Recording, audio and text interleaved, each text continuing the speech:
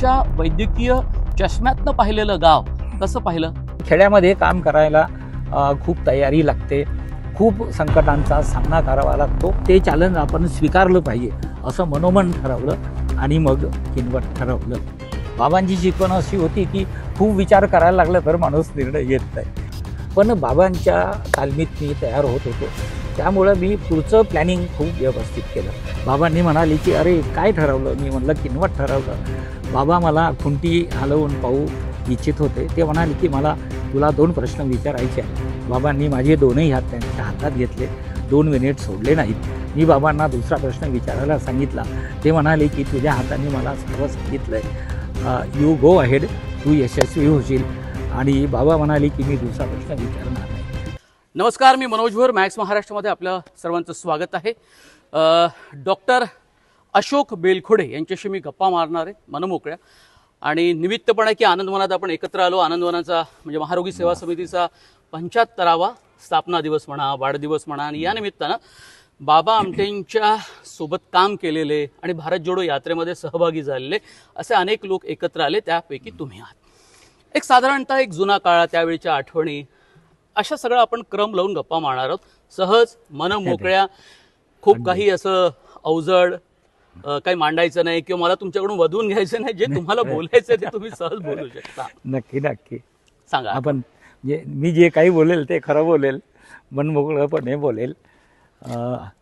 आनंदवनात आपली ही मुलाखत होत आहे आणि तुम्ही मला बोलतं करताय, हा सुद्धा एक योगायोगच आहे.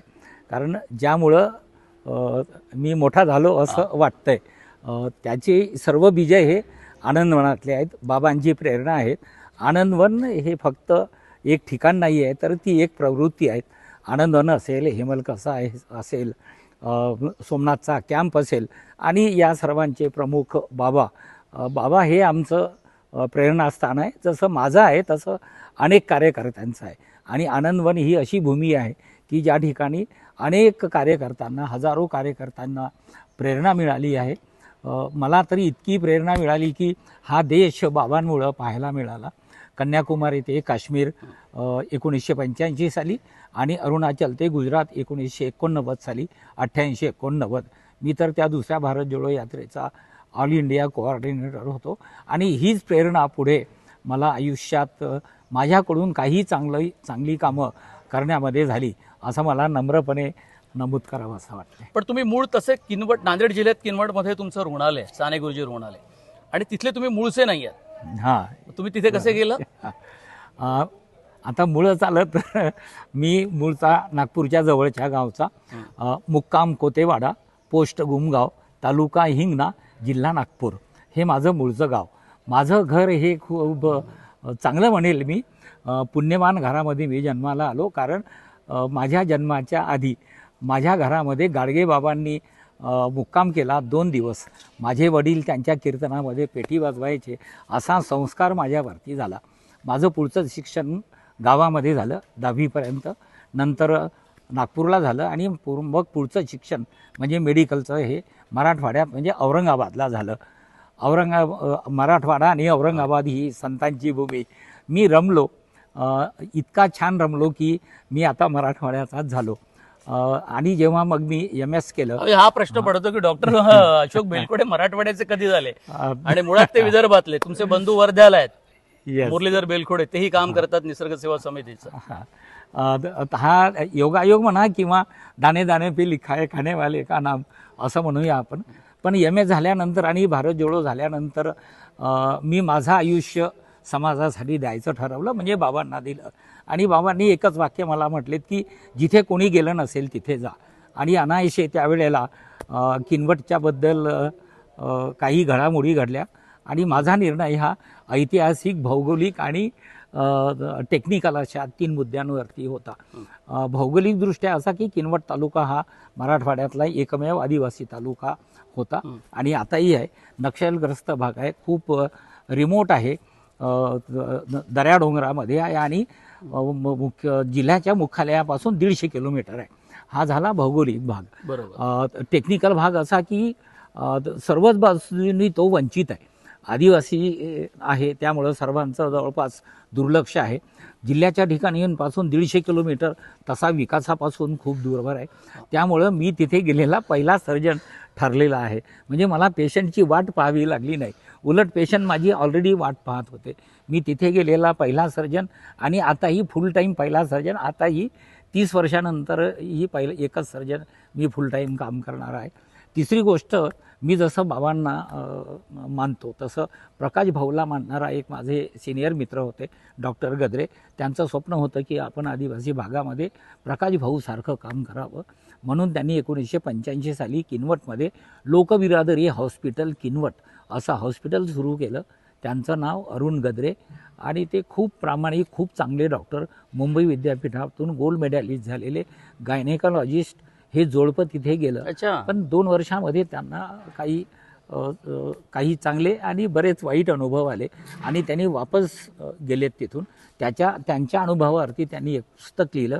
त्या पुस्तकाचं नाव किनवटचे दिवस आणि ते पुस्तक माझ्या वाचनात आलं मी जेव्हा दुसऱ्या भारत जोडोतून परत आलो.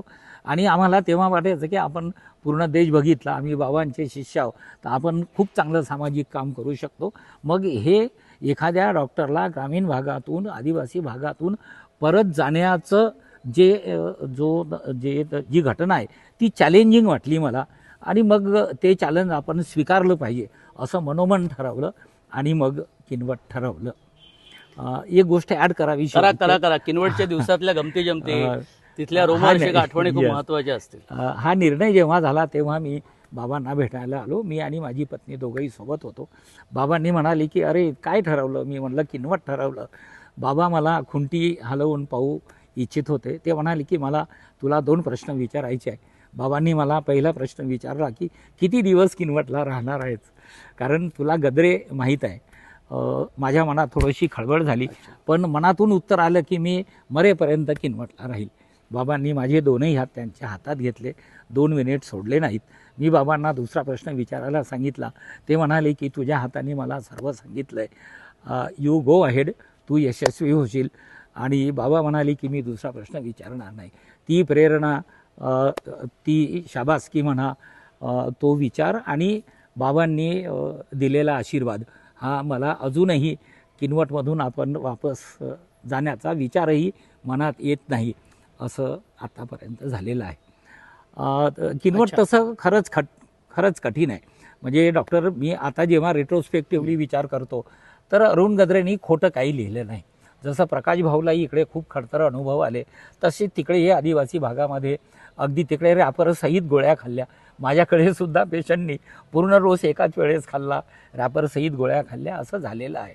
पण खेड्यामध्ये काम करायला खूप तयारी लागते, खूप संकटांचा सामना करावा लागतो, खूप अडचणींना तोंड द्यावं लागते. कारण अडचणी आहेत माणसांच्या स्वभावापासून तर टेक्निकल अडचणी असतात, खूप साधन साहित्याच्या अडचणी असतात. या सर्वांवरती मात करतच काम करावं लागतंय. ते मी आत्तापर्यंत करत आलो आणि म्हणूनच तुम्ही माझा आज मला बोलतं करण्याचं ठरवत आहे. किनवटच्या दिवसातले काही मित्र असतील जुने, एखादं फाउंडेशन तुम्हाला मजबूत करायचं असेल, त्यापूर्वी कच्चा पाया, सगळी जोडणे, मित्रमंडळींची सगळी सोबत, अशा काही आठवणी आहेत आणि त्या आठवणीमध्ये काही आठवणीत राहणारे पेशंट सुद्धा असतील. जेव्हा पहिल्यांदा तर पुस्तक वाचलं आणि नंतर थोडंसं एकदा क्लिक झालं की आपण असं चॅलेंज स्वीकारलं पाहिजे आणि मग त्याच्यावरती विचार. कारण बाबांची शिकवण अशी होती की खूप विचार करायला लागला तर माणूस निर्णय घेत नाही. निर्णय असे फटाफट घेतले पाहिजे आणि विचारपूर्वक तर घेतले पाहिजे, हे तर बरोबर आहे. पण माणूस जेव्हा खूप विचार करतो ना तेव्हा तो विचारच करत राहतो. आणि बाबांच्या व्याख्येप्रमाणे युवकांची व्याख्या, डिसिजन्स वगैरे हे फार भयानक म्हणण्यापेक्षा फार याचे ज्याला आपण धैर्य म्हणू, ज्याला आपण न भिणारा माणूस म्हणू, ज्याला आपण संकटांना तोंड देणारा युवा म्हणू, अशी व्याख्या बाबांची होती. आणि बाबांच्या सोबत राहिल्यामुळं मला हे खूप अंगवळणी पडलं होतं. त्यामुळं मी किनवट मनोमन स्वीकारलं. पण आपण काम सुरू करताना ते अभ्यास पूर्ण केलं पाहिजे असं ठरवलं. मग आम्ही डॉक्टर गद्रेंना भेटायला लासलगावला गेलो. अच्छा. 2 दिवस त्यांच्याशी चर्चा केली. नंतर किनवटला 2-3 दिवस जाऊन राहिलो. किनवटच्या लोकांना भेटलो. तिथल्या काही गावांमध्ये जाऊन लोकांशी चर्चा केली. तिथले प्रश्न थोडेसे समजून घेण्याचा प्रयत्न केला. पण मला या सर्व याच्यामध्ये बाबांची प्रेरणा नंबर 1 आणि नंबर 2 डॉक्टर गद्रेंशी झालेला संवाद. मला तो संवाद पुढच्या पिढीसाठीही सांगावासा वाटतो. ते म्हणाले की हे बघ अशोक, तू रोमॅन्टिसिझम म्हणून आपल्याला सामाजिक कार्य करायचं आहे असं समजून जाऊ नको. कारण त्याच्यामध्ये बऱ्याचशा गोष्टी आपण फसगत होऊ शकते, आपण अभ्यास पूर्ण जात नाही. तर ते म्हणाले की आपल्याला समाजाबरोबर काम करत असताना समाजाचा अभ्यास करणं आवश्यक असतो. तो मला करता आला नाही. दुसरी गोष्ट अशी की तू सामाजिक काम वगैरे अजिबात करू नको. तुला चांगली डॉक्टरकी करायची आहे म्हणून तू जा. त्यांनी तर एक भयानक आणि खूप महत्त्वाचं वाक्य उच्चारलं होतं की समाज या लायकीचा आता उरलेला नाही सामाजिक काम करायचा. तेही मला खूप मनावर घ्यावं असं वाटलं. आणि कारण त्याला खूप चटके बसले होते याचे. आणि त्यावेळेस त्यांनी जे अनुभव किनवटच्या पुस्तकामध्ये लिहिले की 2 पार्ट आहेत. म्हणजे एखादी चांगलं काम करत असताना भोवतालचे जे लोक असतात ते त्यांचं काम करतच राहतात. तिथे असणारे बंधू, तिथे असणारे क्वॅक्स, तिथे असणारे अर्धवट डॉक्टर. मग त्यांनी असा एक अनुभव सांगितला का टीबीच्या गोळ्या बी कॉम्प्लेक्सच्या बाटलीमध्ये भरून दिल्या आणि पहिला 15-20 दिवसाच्या गोळ्या संपल्या की नंतर त्या बाईने ती बी कॉम्प्लेक्सची बाटली दुकानात न्यायची आणि दुकानातून बी कॉम्प्लेक्सच्या गोळ्या विकत घ्यायच्या आणि खायच्या. म्हणजे टीबीच्या गोळ्या जाग्यावर राहिल्या, टीबी जाग्यावर राहिली, ती उलट वाढत गेली. आणि मात्र दुकानदाराने आणि जे भोवताल डॉक्टर होते त्यांनी बी कॉम्प्लेक्सच्या गोळ्या तिला खाऊ दिल्या. या प्रश्नापासून तर अनेक गोष्टी, त्यांच्याकडे डिलिव्हरीला यायचे नाही, 9 महिने तपासून घ्यायचे, पण माणूस डॉक्टर आहे, हा डिलिव्हरी कसा करेल म्हणून त्यांच्याकडे यायचे नाही.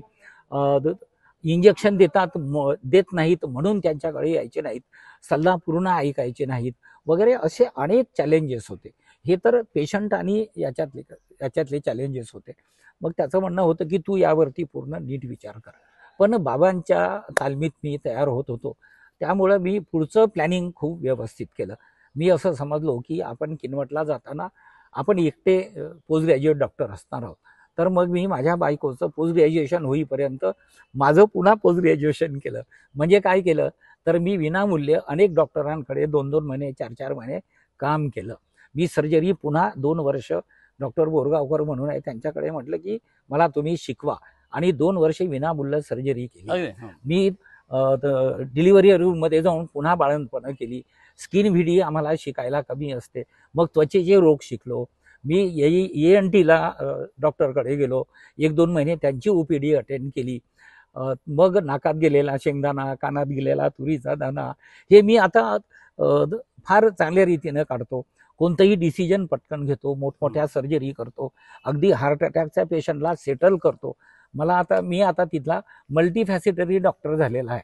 म्हणजे मल्टी स्पेशालिटी डॉक्टर झालेला आहे. म्हणजे मी हाडं जुळवतो, मी ऑर्थोपेडिक सर्जन बनलो, मी कार्डियाक अरेस्टला सेटल करतो, मी कार्डिओलॉजिस्ट बनलो, मी ENT करतो, मी ENT स्पेशालिस्ट बनलो. डोळ्यांचे ऑपरेशन करत नाही पण मायनर ट्रीटमेंट करतो. मी जनरल सर्जन असून ही म्हणजे तिथली गरजच होती. ही तिथली गरज नुसती गरजच नव्हती. मी तर असं म्हणतो माझ्या अनुभवावरून की जेव्हा खेड्यामध्ये डॉक्टर आपल्याला पाठवायचा असतो किंवा जायचा असतो त्याला स्पेशल तयार करायला पाहिजे. इतकंच नव्हे तर त्याला सर्व आजार इमर्जन्सीत कसे ट्रीट करावे याचं ज्ञान पाहिजे, जे MBBS मध्ये फारसं मिळत नाही. आपण जे म्हणतो ना खेड्यामध्ये डॉक्टर का जात नाही, त्याच्यातल्या अनेक कारणांपैकी हे एक कारण आहे की तो डॉक्टर जाण्याला लायकच म्हणू आपण.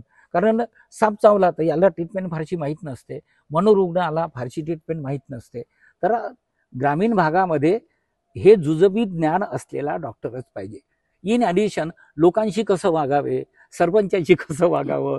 अडाणीबाई येते, ती 10 वेळा विचारते, साहेब गोळ्या कशा घ्यायच्या, जेवल्यावरच घ्यायच्या का, अगदी ह्या गोळ्या विकत घ्यायच्या. तर पेशंट विचारतो की साहेब मेडिकलमधूनच घ्यायच्या का गोळ्या.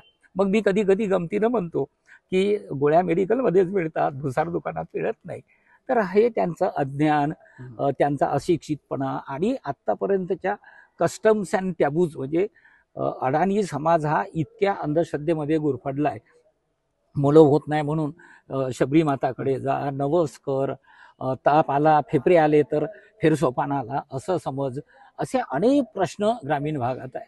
दुर्दैवाने ग्रामीण भागात जाणारा लायक डॉक्टर आपली सिस्टीम तयार करत नाही असं माझं स्पष्ट मत आहे. आणि म्हणून मी मग मध्ये वैधानिक मंडळावरती होतो तेव्हा असे डॉक्टर कसे तयार करता येतील याचा मी जरा तगादा लावला. आणि त्याआधी मी खरं म्हणजे मी सुरुवात तिथून केली पाहिजे. मी या वळणाकडे म्हणजे आनंदवनची ही ओळख मला हॅलो या संघटनेने करून दिली. डॉक्टर शशिकांत अंकारी म्हणून माझे सिनियर मराठवाड्यामधले, मराठवाड्यातले, उस्मानाबाद जे विदेशात पण जात येस असतात. येस. कोरोनाच्या काळामध्ये मी त्यांच्या काही मुलाखती घेतल्या अरे होत्या वा. आणि ते मला माझे- खूप ते तुमचे गुरु आहेत. ते माझे गुरु, माझे मेंटार, माझे मोठे भाऊ, मी त्यांचा फॅमिली मेंबर. त्यांनी असं माझं बोट धरून सामाजिक कार्यात आणलं आणि ज्या अच्छा. उद्देशाने ती संघटना स्थापन केली आम्ही, त्याचा मी म्हणजे खेड्यामध्ये जाणारा डॉक्टर तयार व्हावा या उद्देशाने hello health and auto learning organisation चालू केली. आता ती हॅलो मेडिकल मराठवाड्यामध्ये जसं विदर्भामध्ये खूप साऱ्या सेवाभावी संस्था आहेत येस आणि त्यात डॉक्टर सतीश गोगलवार असेल, तुम्ही असेल, अभय बंग अभय. आहे, आमटे परिवार आहे. त्यापण मराठवाड्यात सुद्धा मराठवाड्यातही बऱ्यापैकी डॉक्टर- सेवाभावी हो. संस्थांचं डॉक्टर तसं अंकारी जाळं आहे पसरलेलं तिकडे, आहे. हेडगेवार रुग्णालय आहे. डॉक्टर दिलीप पुंडे आहे मुखेडला, डॉक्टर रामप्रसाद लखोटिया उदगीरला काम करतात. त्यांनी उदयगिरी लायन्स हॉस्पिटल काढलंय. ही सर्व हॅलोची मंडळी आहे आणि या हॅलोमधून आम्ही घडलो. तुम्ही विदेशात गेला असाल? नाही कधी मग मला वाटतं विदेशात गेला. बरं, तुम्ही भारतात फिरला असाल तर भारतात ज्या ज्या ठिकाणी फिरला असाल त्यावेळेचं भारत जोडोच्या निमित्तानं एक गाव खेडं तुम्ही पाहिलं हो. आणि त्यानंतर तुम्ही तुमच्या वैद्यकीय चष्म्यातनं पाहिलेलं गाव कसं पाहिलं? कसा बदल होत गेला? काय अपेक्षा होती तुम्हाला?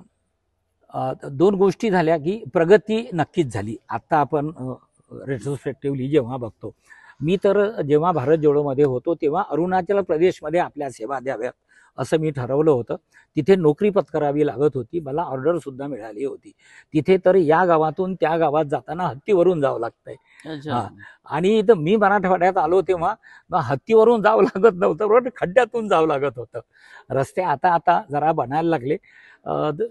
म्हणजे मेघालयातल्या खेड्याची आरोग्य अवस्था म्हणा की नागपूर जवळच्या किंवा मराठवाड्यातल्या सर्व ग्रामीण भागातली आरोग्याची व्यवस्था ही अशीच दुबळी पांगळी आणि खरं म्हणजे लोकाभिमुख अजूनही बनलेली नाही.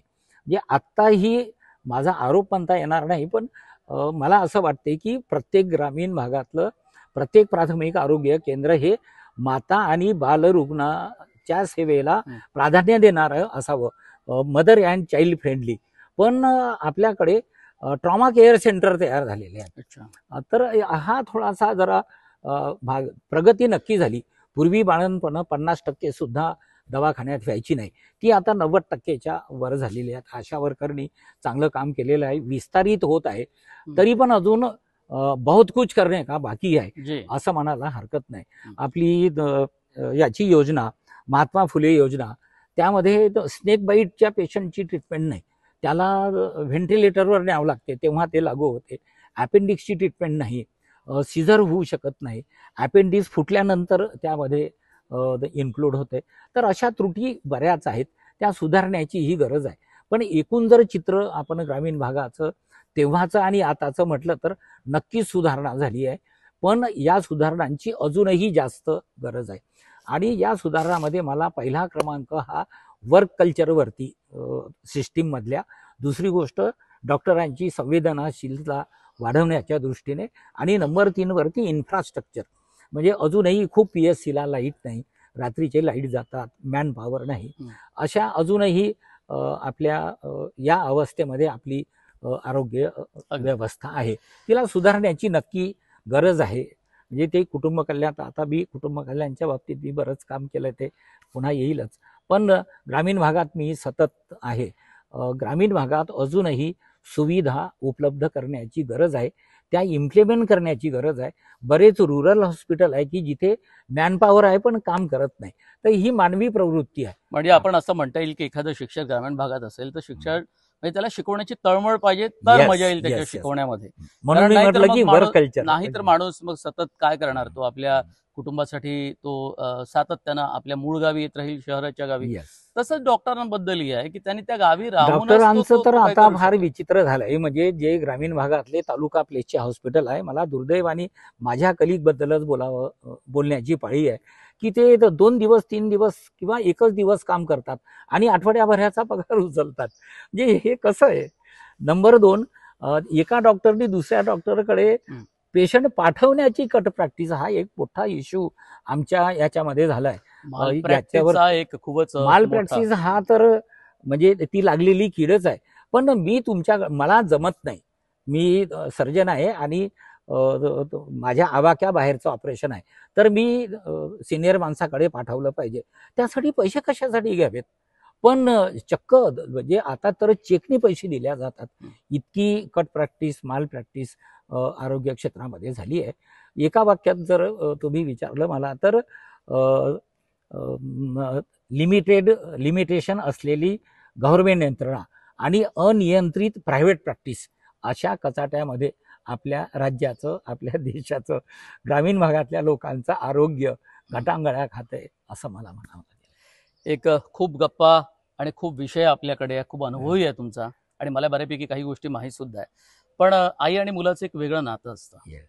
तुम्ही मोठ्या झाला, तुमच्या कामाला समाज मान्यता मिळाली, प्रतिष्ठा मिळाली. सुरुवातीचे सगळेच दिवस खूप खडतर असतात वैद्यकीय सेवेत ग्रामीण भागामध्ये काम करत असताना. आई आणि तुमचं नातं कसं होतं? आई शेवटच्या क्षणापर्यंत माझ्याकडे राहायची. शेवटचे 2 वर्ष ती बरीच आजारी होती. सेवा करायला मिळाली असं म्हणणं चुकीचं आहे. ते माझं कर्तव्य होतं. आईचा प्रत्येक मुलगा लाडकाच असतो. पण डॉक्टर बनून माझ्यावरती विशेष माया तिची होती. आणि ती माझ्याकडे राहते असं मी नाही म्हणायचो. मी आईच्या घरात राहतो असं म्हणायचो.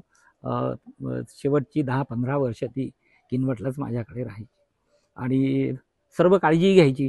माझी तिला खूप काळजी होती. 1-2 वेळा सेवाग्रामला भरती केलं.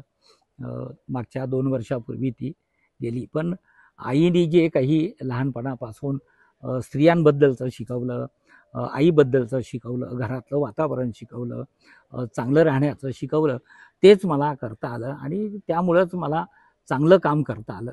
विशेष करून मी स्त्रियांच्या आरोग्याच्या बाबतीमध्ये खूप संवेदनशील आहे. मी आत्ताही त्या क्षेत्रात काम करतो. हालाकी मी जनरल सर्जन आहे आणि माझ्या हातून खूप चांगली कामं घडलेली आहेत. मी खूप सिझर केलेत, खूप बाळंतपणं केले. अगदी अवघड केसेस म्हणजे ते सांगायला लागलं तर तुमचा वेळ संपून जाईल. पण अशा अनेक कहाण्या आहेत की ज्या ठिकाणी बाईचा नवरा म्हणाला, मी म्हणालं की बाबा हे खूप कठीण आहे, तू घेऊन जा. तर बाईचा नवरा माझ्या पाया पडला. माझे पाय ओले झाले. मी त्याला उठून उभं केलं तर तो म्हणाला की माझी बायको मेली म्हणून मी आणलं आहे. तुमच्या हातानं जर ती मेली तर पुण्यात जाईल. इतका विश्वास लोक दाखवतात. हेच आईनं शिकवलं. त्यामुळं मी आईचं दुःख आपल्या हाताने कमी झालं पाहिजे. सर्वांचं आहे आजचं. मी कुटुंब कल्याणमध्ये जे खूप चांगलं काम केलं, 1 लाखाच्या वर ऑपरेशन केले, तर माझ्या मनात हीच भावना असते की आपण बाळणपणाच्या काळातलं त्यांचं दुःख कमी करतो आणि म्हणून मी ते खूप चांगलं करतो. 10 जिल्ह्यात जाऊन करतो, तेलंगणामध्ये जाऊन केलंय. मागच्या मार्चमध्ये 1 लाखाचा टप्पा ओलांडलाय. मला म्हणतात की बाबांचे शिष्य इतके गुणी का आहेत? लहानेने 1 लाखाच्या वर ऑपरेशन केले, 2 लाखांच्या वर गेले, तुम्ही 1 लाखाच्या वर केले. तर ही सर्व आनंदमनाची प्रेरणा आहे, बाबांची शिकवण आहे, घरातले संस्कार आहेत. वारकरी संप्रदायाचं आमचं घर आहे आणि मित्रमैत्रिणींचं प्रेम आणि कौतुक आहे जसं तुमचं आमच्यावरती आहे. 30 वर्ष काम केल्यानंतर पुढचा काही टप्पा गाठावयाचा आहे? टप्पा म्हणता येणार नाही, पण मी म्हातारा होणारच आहे. मागच्या 10 वर्षापासून मी किनवटच्या भविष्याचा विचार करतोय आणि तिथल्या आरोग्य सुविधाही म्हणणार नाही मी. अगदी बेसिक गोष्टी की एका बाजूला मेडिकल तंत्रज्ञान कुठं कुठं जात आहे. अगदी 1 कॅप्सूल कॅमेरा खाल्ला तर आपल्याला पोटातलं सारं दिसतं, पण आपल्याकडे कॅप्सूलच मिळत नाही. ऑपरेशन कुठपर्यंत गेलं, लेप्रोस्कोपी आलं वगैरे वगैरे. मला असं वाटतं की या आदिवासी भागातील लोकांना, आदिवासींना सुद्धा आणि नॉन आदिवासींना सुद्धा, कारण तेही तेवढेच गरजेचे आहेत, यांना चांगली ट्रीटमेंट मिळावी, लाईफ सेव्हिंग ट्रीटमेंट मिळावी, जीव वाचवणारी ट्रीटमेंट मिळावी. कारण किनवट हा भाग जिल्ह्याच्या ठिकाणापासून 150 किलोमीटर आहे. म्हणजे थोडं जरी खट्टू वाजलं तरी 150 किलोमीटर पळावं लागते. आणि 30 वर्ष मी हे सहन करतोय म्हणा, याला तोंड देतोय. मी असा विचार केला की एक छान हॉस्पिटल बनवावं आणि डॉक्टर येतील आज ना उद्या, पण डॉक्टरांना आवाहन करावं आणि इथल्या लोकांना ह्या सुविधा आपण उपलब्ध करून द्याव्या. म्हणून आम्ही Sane Guruji emergency and multi speciality hospital या नावाने मागच्या 4-5 वर्षावर काम करतोय. भारत जोडो युवा अकादमी ही आमची ट्रस्ट आहे. मी किनवटला येण्याच्या आधी आम्ही बाबांकडे येणारे लोक, सोमनाथ कॅम्पमध्ये येणारे लोक, भारत जोडोचे साथीदार, मराठवाड्यातले मी, माधव बावगे, धर्माजा हल्लाळे, सविता मेहता, सविता शेटे, ही सर्व राम राठोड जे टाटामध्ये काम करायचे, शारदा कदम वगैरे, ही सर्व मंडळी एकत्र आलो आणि भारत जोडो युवा अकादमी ट्रस्ट स्थापन केला. आता ही हॉस्पिटल जे साने गुरुजी रुग्णालय ते त्या ट्रस्टचं आहे. आताचं इमर्जन्सी हॉस्पिटल आम्ही उभं करतोय. त्याच्यातला जवळपास 75% पार्ट बांधून पूर्ण झाला आहे. येत्या 6-7 महिन्यात पहिला टप्पा आम्ही लोकार्पण करणार आहोत. प्रकाश भाऊ आणि मंदा वहिनीने त्याचं भूमिपूजन केलं आहे. मी आताच म्हणलं आता उद्घाटन करायला तुम्हाला यावं लागतं. हे सर्व मी लोकवर्गणीतून करतोय. किनवटला माझी अडचण नाही, सर्वांची अडचण असते की उभारण्यासाठी लागणारा मुद्देमाल पैसा हा माझ्यासारख्याकडे नसतो. मग आम्ही असं ठरवलं की बाबांच्या नियमाप्रमाणे लोकांच्या पैशातून उभं करायचं, लाभार्थ्यांच्या मदतीतून ते चालवायचं. तर माझ्याकडे आता 30-35 स्टाफ आहे. ते कमी पैशात काम करतात. आतापर्यंतचा प्रवास आणि आता दुसरा टप्पा आम्ही एक 6 महिन्यामध्ये हे इमर्जन्सी आणि मल्टी स्पेशालिटी हॉस्पिटल सुरू करतोय. खिशात त्यावेळेला 15,000 तरी होते, आता खडकू नाही, पण जवळपास 8-9 कोटीचं काम उभं राहिलेलं आहे. लोकांनी भरभरून मदत केलेली आहे आणि याच्यामध्ये जवळपास सर्व multi speciality, I am not asking for super speciality. Me CT scan घेण्याचा विचार नाही करत, कारण छातीत दुखलेल्या पेशंटला सेटल करता आलं पाहिजे. असं एक 100 बेडचं हॉस्पिटल आम्ही पूर्णत्वाच्या मार्गावरती आहे. 50 बेडच्या हॉस्पिटलचं आम्ही कार्यान्वित करतोय आणि यासाठी लोकांनाही विनंती करतोय यासाठी मदत करा. बरोबर. आणि डॉक्टरांना आवाहन करतो की या, तुम्हाला फर्स्ट हँड पेशंट मिळतील, सहभागी व्हा. तंत्रज्ञांना आवाहन करतो की त्यांनी यावं. अगदी कॉम्प्युटर चालवणाऱ्यापासून तर अगदी ब्लड ग्रुप करणाऱ्यांपर्यंत सर्वांना या सेवेसाठी आवाहन आहे. रिटायर लोकांना आवाहन आहे. असं जर झालं तरच या खेड्यापाड्यातल्या आणि गरजू लोकांना वेळेवरती आणि चांगली ट्रीटमेंट मिळेल, जी लाईफ सेव्हिंग असेल, जी आधुनिक असेल आणि गरजेच्या ठिकाणी ती पोहोचेल. किनवटकरांच्या आरोग्याची काळजी समाजातल्या धुरीणांनी घ्यावी, डॉक्टरांनी घ्यावी, असं आवाहन करतो आणि तुम्हाला मनापासून मी तुम्हाला धन्यवाद देतो. तुम्ही वेळ दिलात, बराच वेळ आपल्याला बोलता आलं या निमित्तानं, आणि या निमित्तानं आपण आवाहन लोकांना करतो जेणेकरून लोक आपल्याला मदत करतील आणि या मदतीतून पुढचं काम उभं राहील. खूप धन्यवाद, तुम्ही वेळ दिला.